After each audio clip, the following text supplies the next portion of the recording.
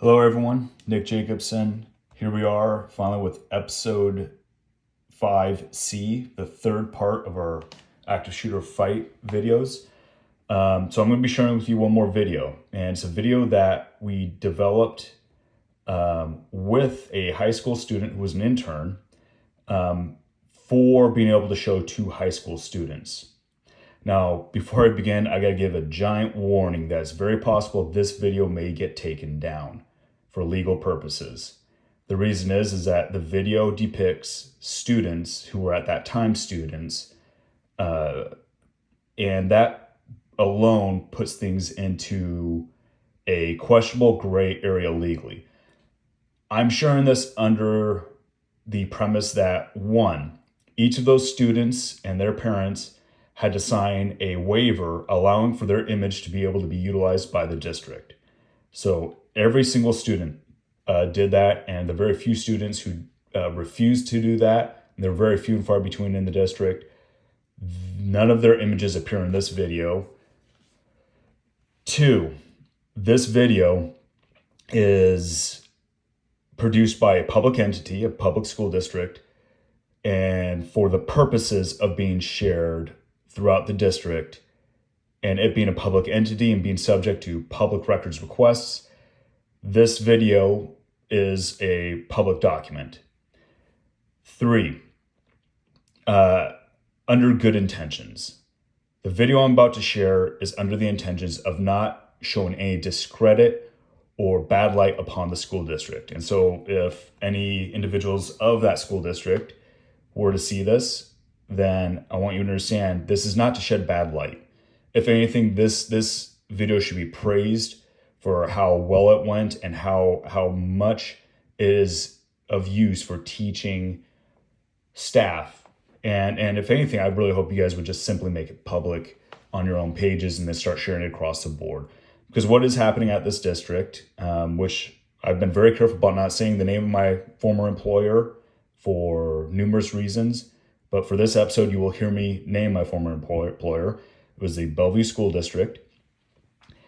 They are doing leaps and bounds beyond other school districts when it comes to student safety, emergency preparedness, emergency response. And so much credit needs to go to their safety and security department and for how advanced they are and proactive when it comes to student safety. And I think a lot of what they've created and what's been created out of the department, what I've helped create, should be shared publicly. So with that, I'm taking a huge risk upon myself. I'm operating under those three assumptions. But if they come back at me legally and say, no, you can't do this, then the video will likely have to be taken down. So with that said, we're going to share this student video in its entirety. Again, as to note, none of the individuals depicted in this video, none of the students are students anymore. None of them are minors anymore. They are all adults and have been for a number of years. This video came out quite a while ago. So they were students at the time, but they aren't anymore.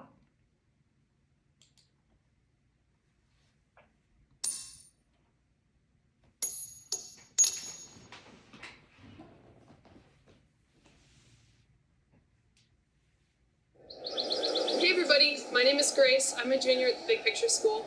This year I got the opportunity to work with the district's safety and security department on developing innovative ways to educate students and staff on how to respond to emergencies of all types.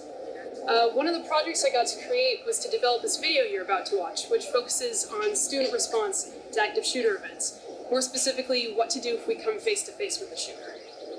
Before we begin, I want to remind all of you that the likelihood of finding ourselves in one of these events is far lower than what the media makes it seem.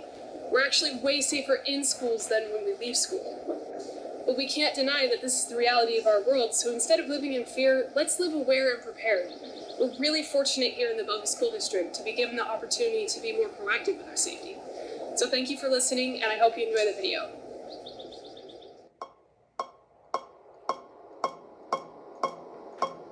There really is no way to be fully prepared for an active shooter event.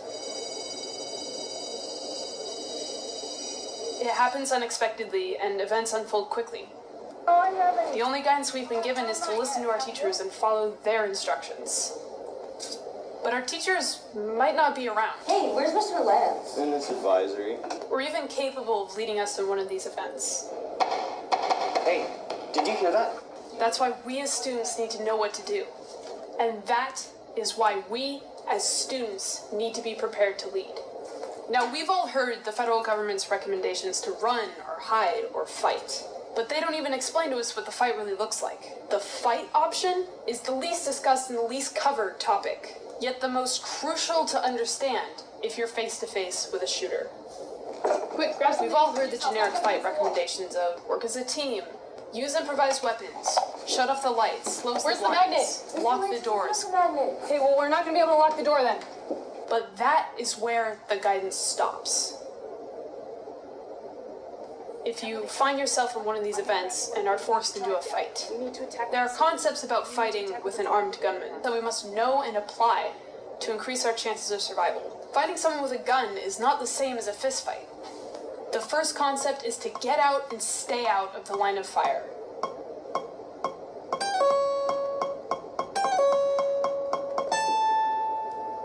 When a gun is shot, a bullet is discharged.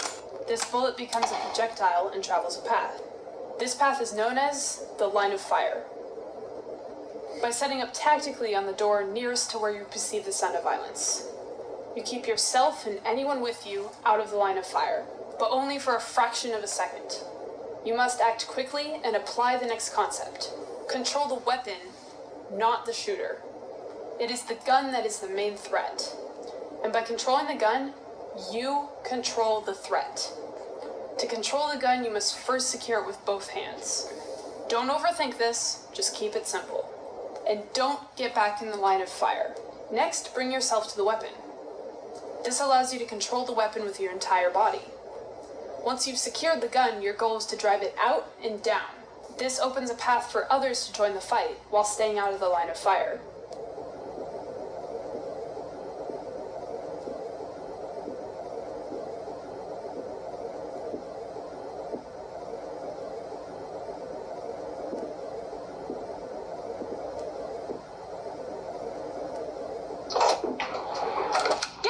And now the fight begins.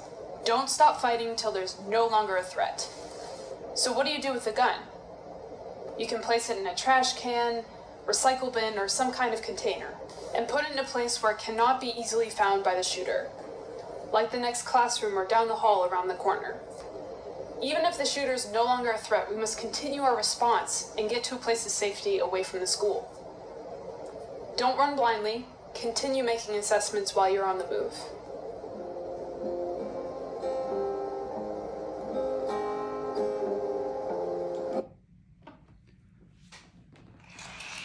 So that video is far, far better than the first video I showed you in episode 5B. Paints a much better picture, way better quality in production, by students, for students, high school students. Again, as a warning, it's very possible that the district may become aware of this, in which if they do and they say I have to take this video down, then so be it. But my hope is to at least reach some of you to understand that there's a lot of great things being done in some school districts when it comes to safety, preparedness. I would applaud my former employer for what they are doing regarding safety and preparedness with their safety and security department. And if you're in a public school district, whether you're a parent who has kids in a school district or whether you're a staff member, reach out to them. They are very willing to share what they have with other school districts. So with that said, both these videos were meant to kind of paint a picture, help you understand primarily that line of fire, controlling the weapon, not the shooter. There are a couple of things we'll touch on in the next episode that were highlighted in this one, like what do you do with the firearm now that you have it?